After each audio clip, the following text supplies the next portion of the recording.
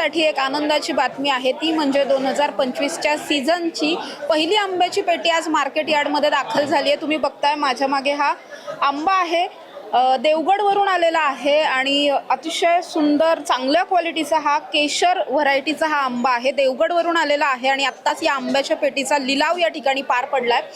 नेहमीप्रमाणे नामदेवराव रामचंद्र भोसले यांचा जो गाळा आहे त्या गाळ्यावरती ही पहिली आंब्याची पेटी आलेली आहे आणि जवळपास 31,000 रुपयांमध्ये ही 5.25 डझनची जी पेटी आहे ती गेलेली आहे। त्यामुळे हा आंबा नेमका कुठून आला, यंदाच्या वर्षीचा हंगाम कसा असणार आहे आणि यंदाच्या वर्षी आंब्यांची आवक कशी असणार आहे हे सगळंच जाणून घेणार आहोत। ही आंब्याची पेटी ज्यांच्या गाळ्यावरती पहिल्यांदा आली आहे त्यांच्याशी बोलणार आहोत।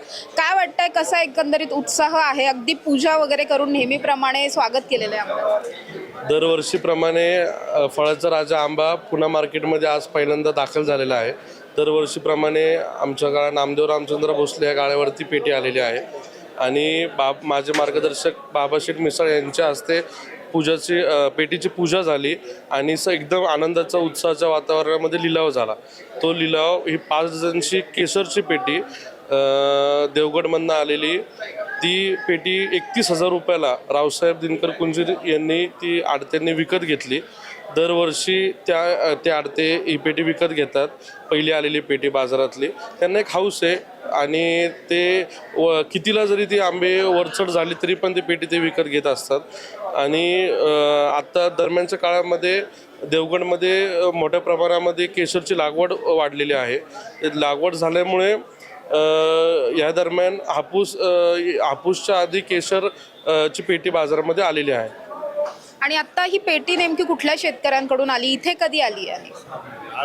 आज पेटी पुणे मार्केटमध्ये सकाळी 9 वाजता दाखल झाली आणि साद मुल्ला ह्या शेतकऱ्याच्या बागेतले हे आंबे आहेत। त्याला सुद्धा त्याचा 31,000 रुपये दर मिळाल्यामुळे शेतकरी सुद्धा एकदम आनंदात आहे। यंदाच्या वर्षीचा हंगाम नेमका कसा असणार आहे? कारण वातावरण आपण बघतोय की थोडंसं चढ उतार होत आहे। थंडी यंदाच्या वर्षी चांगली मेंटेन असल्यामुळे मोर झाडांना भरपूर झालेला आहे। त्याच्यामुळे 15 मार्चपासून आंबे बाजारामध्ये चांगल्या प्रमाणामध्ये आवक होईल आणि सर्वसामान्याला आंब्याचा आस्वाद घेता येईल अशा पद्धतीचं एकंदरीत वातावरण दिसतं।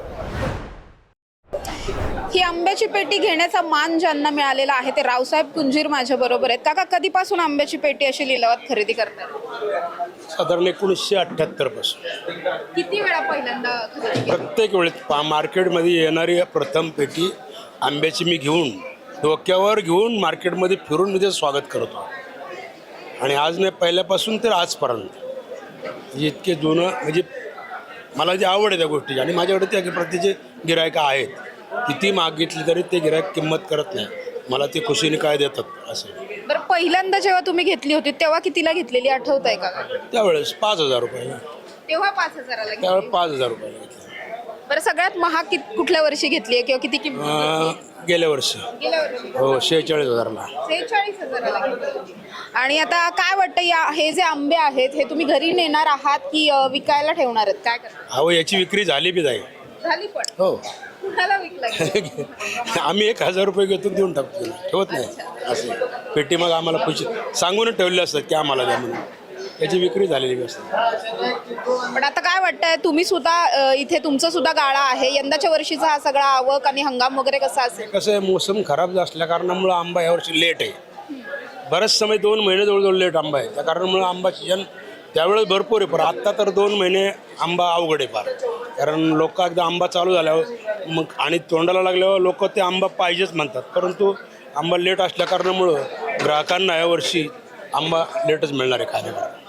नक्कीच आपण बघतोय की यंदाच्या वर्षी आंब्याचा सीझन जो आहे तो जवळपास महिनाभर उशिरा चालू होतोय, त्यामुळे सर्वसामान्यांना परवडेल असा सर्वसामान्यांच्या ताटामध्ये आंबा मिळण्याला थोडासा उशीर होणार आहे। अर्थात मे एंडिंगच्या वेळेस वगैरे आंब्याची पेटी तितकी स्वस्त होईल जोपर्यंत ती सर्वसामान्यांना खरेदी करता येईल असं अद्याप तरी इथले अडते आणि विक्रेते जे आहेत ते सांगताना पाहायला मिळतात। तुर्तास तर ही आंब्याची पेटी पहिल्यांदा पुण्यात आलेली आहे आणि आता इथून पुढे आंब्याचा सीझन जो आहे तो जवळपास फेब्रुवारीपासून चालू होताना आपल्याला पाहायला मिळू शकतो। कॅमेरा पर्सन निलेश सह Samruddhi Jadhav, top news Marathi, Pune. Tours and travels विश्वातील एक विश्वसनीय नाव, मँगो हॉलिडेज। घेऊन आले आहेत धम्माल फॉरेन टूर्स खास तुमच्यासाठी.